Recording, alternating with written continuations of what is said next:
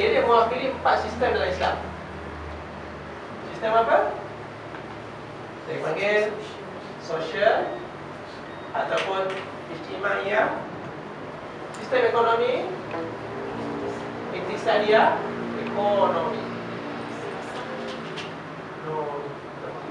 Kemudian sakafah, pendidikan. Lepas tu sistem yang terakhir siasat, politik.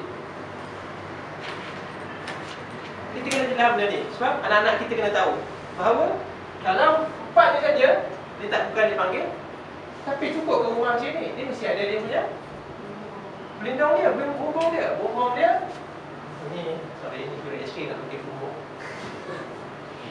Tengok sini macam mana doktor nak pakai bumbung tu, boleh lah bumbung sini bumbung.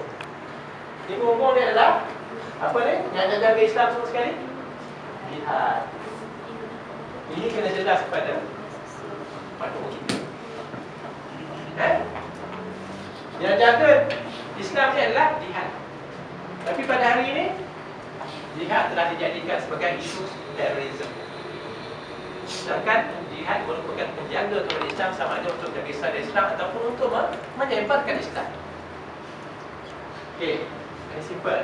Sikit je. Okey, menjalankan pengertian ibadah dan Islam yang syumul. Apa maksud Islam ibadah dalam pengertian syumul? Dia kata ada 2 rukun ibadah kan? Rukun ibadah tu ada 2. Yang pertama, niat. Yang kedua, ibadah tu mesti bertepatan dengan as-sunnah. Maknanya tak boleh kata saya nak solat dah. Solat macam mana? Saya nak solat depan matahari terbit. Masa matahari terbit. Tak boleh, sebab apa? Dia niat memang kerana Allah, tapi dia tak bertepatan dengan sunnah. Ataupun apa-apa lah, dia kata saya nak buat konsert amal. Ini biasa kan? Saya nak buat konsert amal untuk saya bantu orang Palestin, tapi dalam konsert amal tu banyak maksiat yang bertaburan. Maka dia tidak mengerti 2 rukun ibadah. Yang pertama, dia mesti niat kerana Allah. Kedua, dia mesti mengikut sunnah. Okey, jelas kepada anak-anak buah kita. Peringkat kelima, ini baru kita nak ceritakan bahawa bangkitkan rasa tanggungjawab terhadap Islam dengan menjelaskan Islam perlu mengambil bentuknya yang praktik. Perlu ada sistem berdaulat mampu melaksanakan Islam. Tadi kita dah cerita tentang ni sistem-sistem ni kan. Agak-agak kita boleh buat benda ni tak tanpa kita ada daulat. Tak mungkin. So, dia ada kaedah fikir Ustaz. Dia kata ma la yatimul wajib illa bihi fahuwa wajib. Maka kita cerita dengan dia. Ini proses-proses yang kita kena lakukan. Tapi mengambil masa yang lama taklah semula tu. Minggu depan cerita ni tidak. Ini proses yang panjang. Tapi kalau kita target dalam 7 minggu, cantik lah. Dia ada 7 matib, 7 langkah. So kata minggu ni kita nak cerita ni. Minggu ni kita nak cerita ni. Lepas 7 minggu dia dah masuk dalam jemaah. Sebab berakhir dia masuk jemaah. Dia boleh jemaah. Boleh 7 minggu.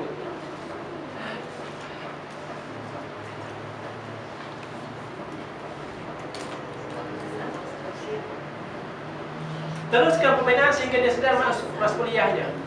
Apa maksud mas'uliyah?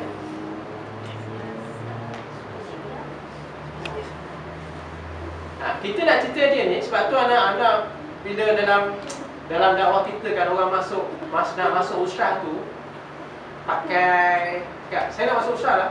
Rasa kena tapis dulu kok. Janganlah ketawa. Cik saya ketawa kan anda. Sebab anak risau. Sebab apa? Dia tak tahu apa yang akan dihadapi dalam usrah. Dan dia tak tahu bahawa usrah tu akhirnya akan menghantar dia kepada melaksanakan mas'uliyah dia.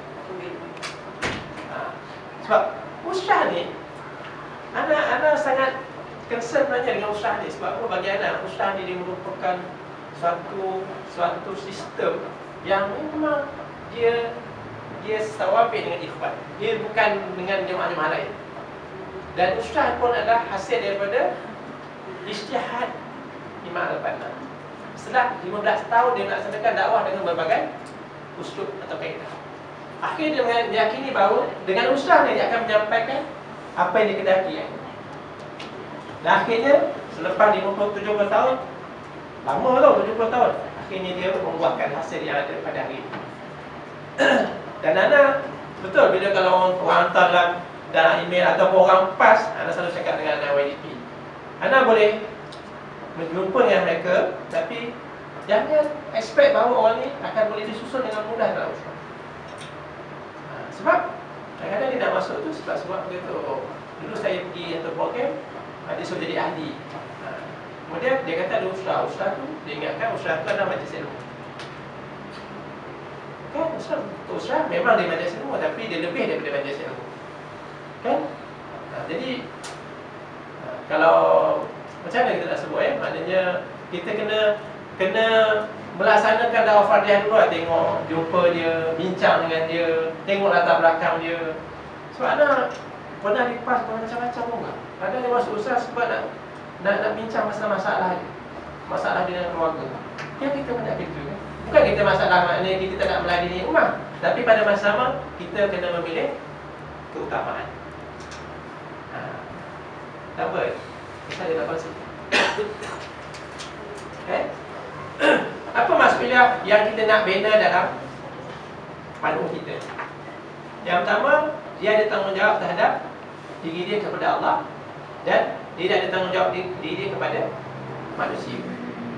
Maknanya bila dia terlibat dalam dakwah, maka dia kena meyakini bahawa benda tu bukan atas sebab dia terpaksa, tapi dia meyakini bahawa dia apabila mengucap syahadah, automatik dia terpundak atas bahu dia sebagai seorang du'at. Kita nak beri faham kepada dia. Sebab apa? Sebab kita membaca dalam satu ayat yang kata wa kadzalika ja'alnaka ummatan wasatan litakunu syuhada'a 'alan nas wa yakuna rasulun 'alaikum syahida. Dalam ayat tu selepas juzuk yang ketiga dalam Tanda Nabi Allah. Saya qulu sufaha, ayat juzuk yang kedua. Ayat ni nak menggambarkan bahawa ditafsirkan oleh para ulama agama, dia kata wa ja'alnakum ummatan wasatan, dan kami jadikan kamu umat yang pertengahan. Apa maksud umat pertengahan?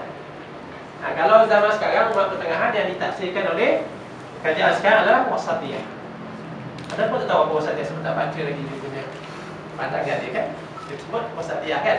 Tapi bagi kita umat pertengahan, ikhwan dan akhwat, setiap dia kata walaqad ba'atsna fi kulli ummatin rasulan, dan bagi setiap umat tu kami utuskan, kami bangkitkan seorang rasul. Tapi selepas Rasulullah, ada tak rasul lagi? Tak ada kan? Jadi dia kata bagi setiap umat, dia umat atau ada rasul, umat ada rasul. Tapi bagi kita lepas Rasulullah, dia tak ada lagi. Kita adalah umatan wasatan yang menjadi antara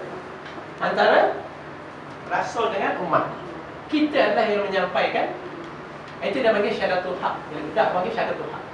Ataupun apa saja, dai kedua, itulah tugas kita. Sebab selepas Rasulullah tak ada rasul. Dan begitu juga kita fahami daripada daurah syahadatain yang disampaikan oleh haq itu. Kalau pernah lalu syahadatan, salah satu dari syahadatan adalah dia kata akhirnya kita, tanggungjawab kita adalah tanggungjawab yang melaksanakan dakwah, melaksanakan amar ma'ruf nahi munkar. Kalau kita baca dah banyak-banyak ayat tentang kewajipan dakwah.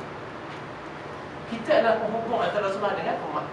Kita adalah orang yang melaksanakan dakwah itu sehingga tertegaklah hatta la takuna fitnatun wa yakunu dinul lillah. Itu yang kita nak capai. Dia tak cukup dengan sekadar dakwah yang semelewu. Okey, kemudian kita jelaskan kepada dia tentang hari ni umat tak kisah tentang dakwah kan. Sedangkan kita baca tentang ayat-ayat dakwah surah Al-As kan, sebagai kewajipan dakwah. Betul kan? Ustaz, surah Al-As tu cukup. Dan surah Al-As tu cukup untuk menggambarkan kita tentang kewajipan dakwah. Itu dalam dakwah yang lain dah. Yang keenam, kerja yang besar yang tidak mampu untuk dilaksanakan secara sendirian, maka dia memerlukan amal jamaah. Dia tak boleh buat seorang-seorang. Dia kena secara berkumpulan dan kena terikat dengan peraturan. Ini kita masuklah. Dan sebelum kita nak masuk, kenapa perlu amal jamaah ni? Kisah khusus tu. Penjelasan konsep amal jamaah ini saya rasa dah lalu pun. Kalau nak baca buku saya awal, beberapa pengajaran dalam amal jamaah ini. Okay, jemaah. Dan akhirnya jelaskan kewajipan gabungkan diri dalam usaha dan dakwah. Sebelumnya, betul macam mana kita dalam keadaan sekarang, kita tengok realiti. Ini sangat penting ni, sebab kita nak memandu dia, nak membantu dia untuk memilih jemaah yang mana dia akan bekerja dan mengorbankan diri dia.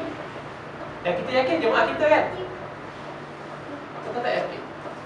Macam tak mau fikir ni. Anda yakin sungguh. Anda memang beriman sungguh bahawa jemaah ini yang akan menyampaikan kita kepada mata. Anda yakin sungguh. Orang lain, jemaah lain terpulang kepada dia. Sikap kita terhadap mereka, kita bersama-sama dengan benda kita sepakati, kita berlapang dada dengan benda yang kita berbeza. Tapi anda meyakini bahawa inilah dakwah yang akan menyampaikan. So, kita kena ada hujah. Kita kena belajar. Banyak benda dalam tu. Anda baca-baca, ya Allah, banyak lagi nak kena. Kenapa jemaah kita akan menyampaikan? Satu, sifat dia alami. Dia bukan dalam lokal. Sebab apa perlu alami? Sebab Rasulullah pun buat dakwah bukan setakat di Madinah, bahkan sampai ke luar negara. Dan konsep khilafah Islam pun dia bukan dalam lokal, dia adalah alami.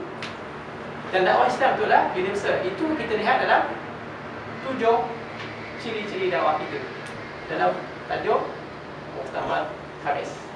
Dah lalu kan, dah bincang kan, dah berdebat kan. Kena debat tu sungguh-sungguh. Ada laki-laki macam ada, pasti hadam betul-betul. Anak dengan anak usaha anak. Tajuk tu boleh sampai ber-3 bulan. Apa lama-lama tak sana anak kata mereka mesti faham sungguh-sungguh. Sebab itu Muktamar Khamis adalah kerangka fikrah yang dalam Muktamar Khamis. 7 ciri dakwah kita, lepas tu 8 gagasannya. Kemudian banyaklah yang Al-Bana ceritakan dalam tajuk tu Saya rasa semua dah lalu sebab 03, 04 kan dah semua dah hatam dah, alhamdulillah. So insyaAllah, jadi tak ada masalah sangat lah kan. Sebab tu anak suka bersembang, suka bincang-bincang yang 03 ke atas. Sebab dia dah lalu majmuk banyak. Okay Cuba ikhwan, akhwat, macam mana kita nak berhadapan dengan keadaan sekarang? Orang yang masuk jemaah lebih dahulu daripada mengenali Islam.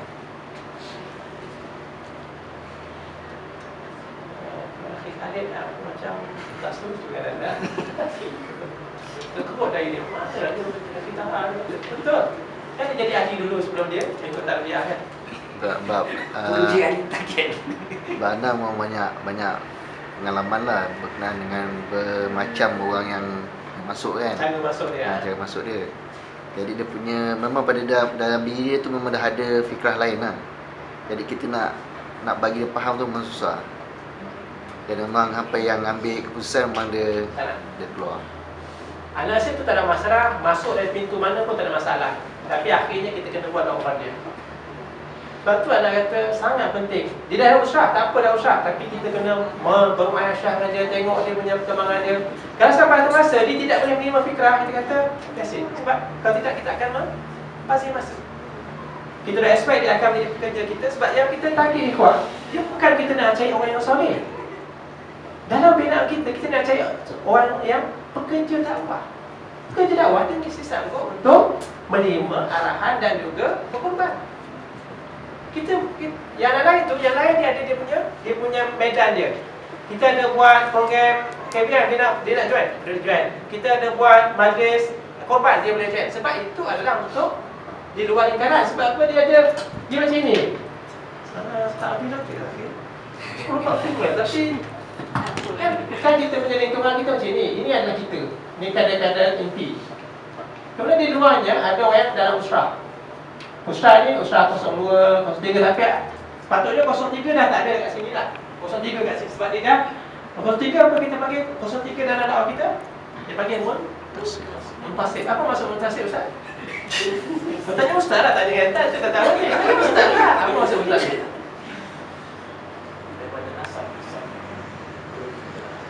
Dia menisbahkan diri dia pada jemaah.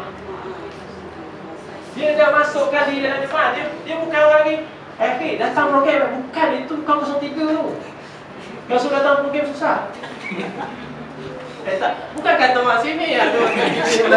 Tak, ini cakap orang lain. Sebab dia dah menisbahkan diri dalam jemaah. Dia dah mengikat diri dalam jemaah. Sebab tu dia namakan muntasib. Kali lepas ni buat daurah pengenalan kepada 03. Betul ya, anak kata kadang kita tidak dikenalkan apa sebenarnya muntasib. Kita tak diketahui pun. Kita masuk dalam muntasib apa? Tak, anak pun tak faham. Anak-anak yang banyak gunung ni pun tak ada gunung. Muntasib tu dia sifat dia adalah sifat dia adalah dia menisbahkan. Dan muntasib sangat penting. Bahkan lebih penting kadang-kadang daripada pakcik-pakcik lama ni, orang 05. Sebab apa? Dia adalah pekerja di medan. Dia adalah wajah kita kat medan. Dia wajah kita. Sebab dia orang baru, orang kuat, orang bertenaga. Pakcik-pakcik ni, para pemikir, para muwajih, orang yang mencampaikan ucapan, menceramah, memberikan taujih. Itu orang 04, biasa 05. 03 adalah orang yang kerja kat medan. 04 orang kerja kat medan. Dia adalah orang yang membawa bendera, wajah jemaah.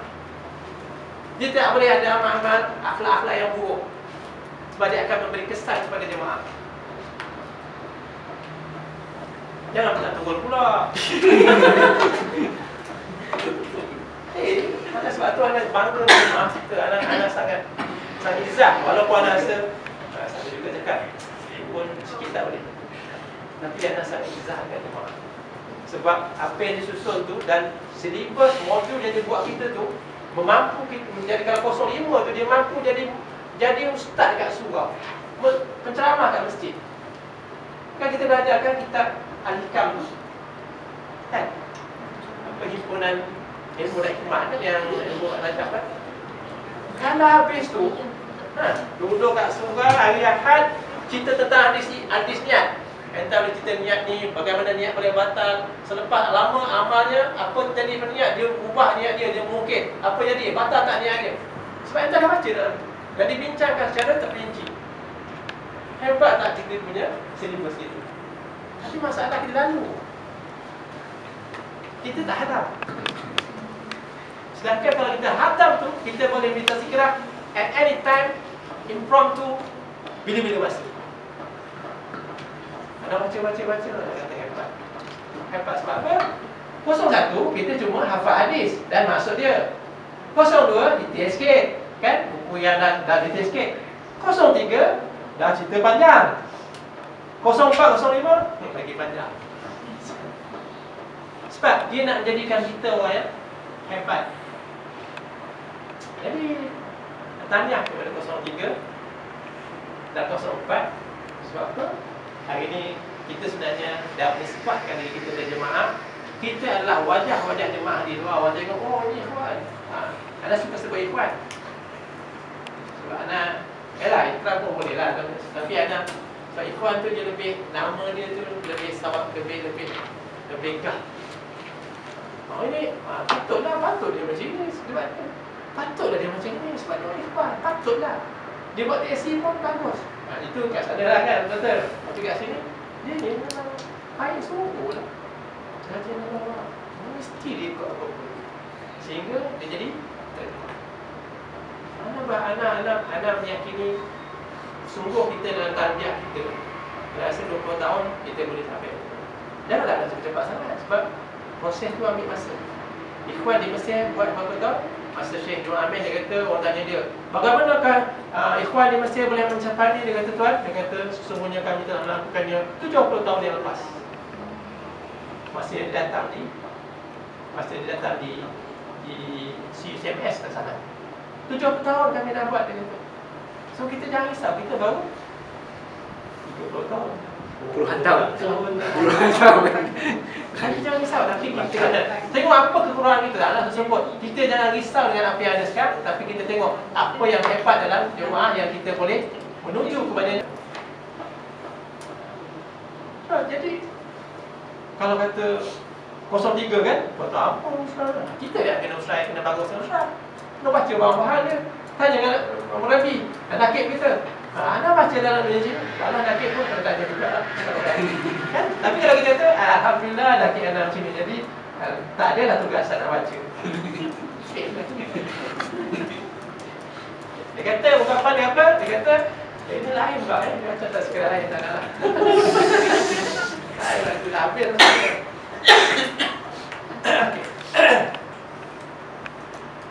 Ikhwan dan akhwat, mari kita tengok bagaimanakah dakwah fardiyah ni telah dilaksanakan dengan jayanya oleh seorang sahabat.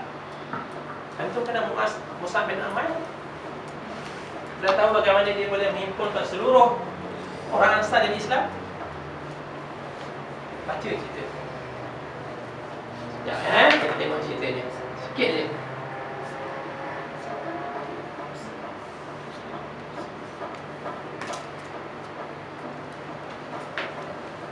Sepanjang habis jangan risau, sepanjang habis. Tengok yang ni. Sabar sikit. Tengok Mus'ab macam mana dia buat dakwah fardiyah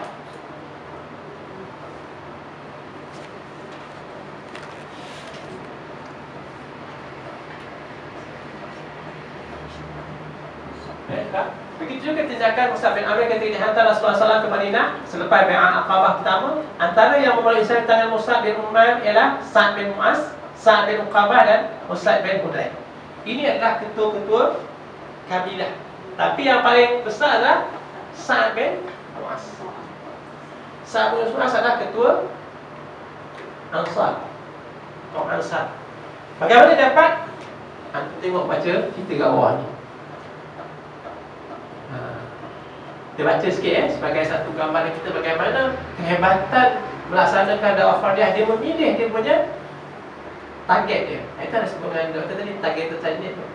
Dia memilih. Kalau dapat mana kata, betul baca. Ada sebuah cerita menarik yang sejatinya wajar dijadikan contoh dalam melakukan dakwah fardiyah ketika sahabat Rasulullah SAW Mus'ab bin Umair melakukan istar dakwah kepada Ahlul Quwah di Yathrib. Pertama kali ketika Rasulullah mengutusnya ke Madinah, Mus'ab mendatangi As'ad bin Zarah. Singkat cerita, As'ad bin Zarah pun memeluk Islam. Kemudian keduanya melakukan hubungan dakwah kepada Sa'ad bin Mu'az dan Usaid bin Hudayr, dua pemimpin Bani Abdul Ashar yang ketika itu masih musyrik. Mendengar dua Islam itu akan menerima mereka, dua orang pimpinan Bani Ashar itu kemudian berdiskusi. Sa'ad berkata kepada Ashar, saya tak peduli, pergilah engkau kepada dua orang itu, yakni Mus'ab dan As'ad yang telah datang ke tempat kita. Mereka datang ke tempat kita untuk menghina orang-orang tua kita. Usah mereka dan larang mereka untuk datang lagi ke tempat kita.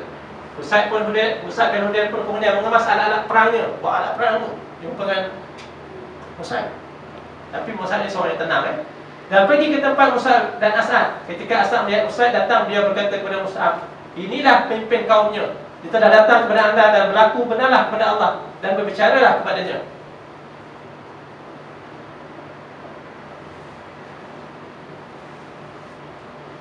Mus'ab berkata, bila ia berkenan, duduk, saya akan bicara kepadanya.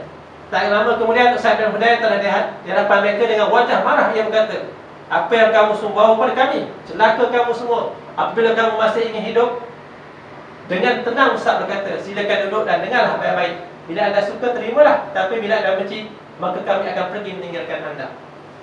Maknanya dakwah fardiyah. Syariah, dia dakwah fardiyah tak seperti seorang. Syariah kelompok pun boleh, tapi adalah hubungan yang intim. Hubungan intim yang betul, maknanya yang rapat lah. Yang rapat So, Mu'az ni hebat, Mus'ab ni hebat. Sebab tu Rasulullah hantar dia. Kan? Apa yang disebut? Dia kata, bila anda suka, terimalah. Tapi bila anda benci, maka kami akan pergi meninggalkan kamu. Lepas tu, dia cerita apa? Mus'ab menerangkan kepada Usaid tentang Islam dan membacakan ayat-ayat Al-Quran. Setelah Usaid berkata, alangkah baik dan indahnya Apa yang kamu semua lakukan bila hendak masuk agama ini, dengan dakwah Fardiyah tu masuklah. Begitu juga berlaku kepada Sa'ad bin Mu'az. Sehingga akhirnya apabila dia dakwah Sa'ad bin Mu'az tu, Ustaz dia kata apa? Kalau engkau dapat dia, engkau akan dapat seluruh kaum yang akan mengikuti ni. Sama datang, dia datang pada Ustaz, dia kata, dia Ustaz balik pada Mus'ab, dia balik pada Sa'ad tadi, balik-balik tengok wajah dia lain. Tadi datang lain, wajah lain. Dia kata sebenarnya ada sekian-sekian dia termerang dia apa kawannya, lepas tu kawan dia pergi dan jumpa sama dengan berlaku. Dia kata kalau tak suka tak dengar, kalau tak suka tak baca Quran, dakwah Fardiyah lah maknanya. Kemudian Sa'ad bin Mu'az masuk. Dan Sa'ad bin Mu'az ni dah merupakan, kalau antum ingat bagaimana peristiwa pembahagian antara masa perang Hunain. Hebat sangat cerita ini. Anak sungguh saya kasih dia tu nak menggambarkan bagaimana tarbiyah yang hebat akhirnya melahirkan individu yang hebat. Itu kita akan cerita tentang kepentingan tarbiyah. Wallahu a'lam. Jadi anda tak nak memanjang-manjangkan, besok pun nak bekerja insya-Allah. Jadi satu gambaran yang sangat bukannya detail sangat pun insya-Allah satu perkongsian dan anda meyakini kalau setiap orang mampu untuk bersungguh-sungguh, satu orang, seorang, setahun, dalam dewan ni ada 20 orang, maka kita akan menambah sekurang-kurangnya melalui amal dakwah Fardiyah ada 20 orang lagi, dia jadi 40. Kalau ada orang yang lebih kuat, maka dia akan menambah berganda. Tapi kesannya kita buat dan kita praktiskan kepada dia, dan dia melihat bagaimana kita buat, akhirnya dia akan mengikuti. Dan multiplication effect itu akan berlaku. Dia nampak perlahan, tapi hasilnya pasti dan dia sangat mudah. Dan pada hari ini kita semua melihat bagaimana ikhwan di Mesir tak boleh dikalahkan oleh kekuatan tentera. Sebab apa? Sebab orang yang menyokong itu adalah orang di kalangan rakyat yang benar-benar meyakini dakwah itu. Dan dia buat poll bahawa dia buat apa yang online punya survey.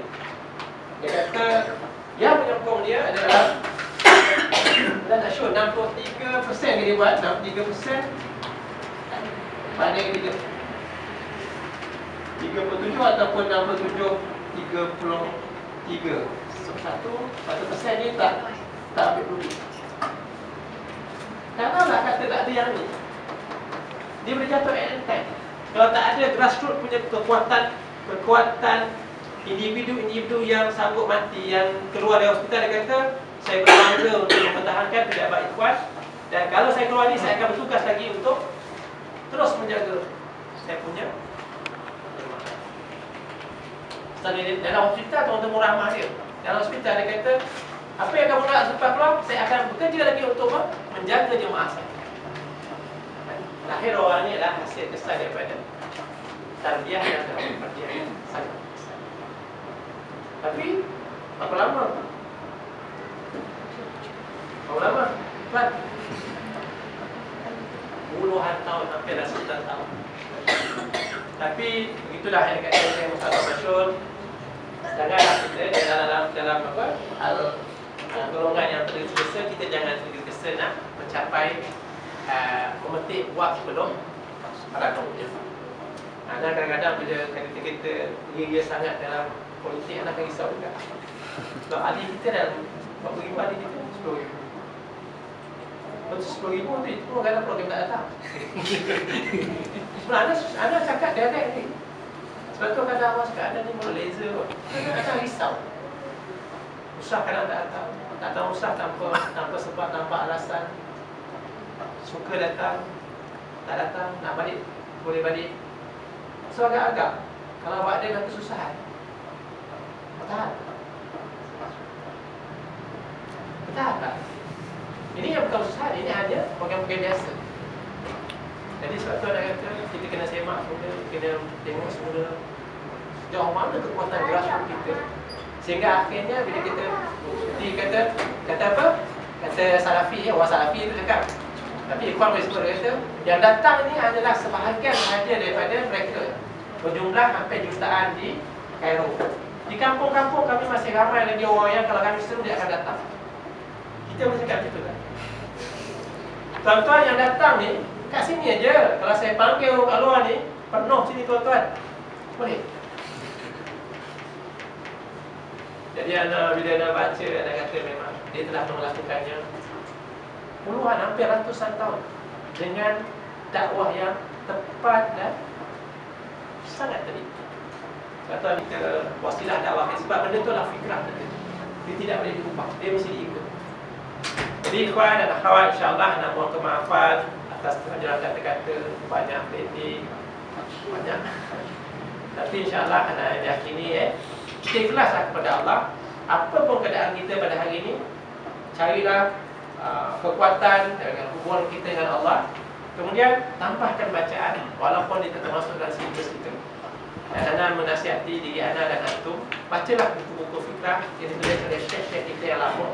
Carilah buku-buku yang ditulis oleh Syekh Fatihakan, buku Mustafa Masyhur, dan majmuk tu kalau boleh khatamkan dengan sebaik-baiknya. Sebab Syekh Kutub mengkhatamkannya 6 bulan sekali.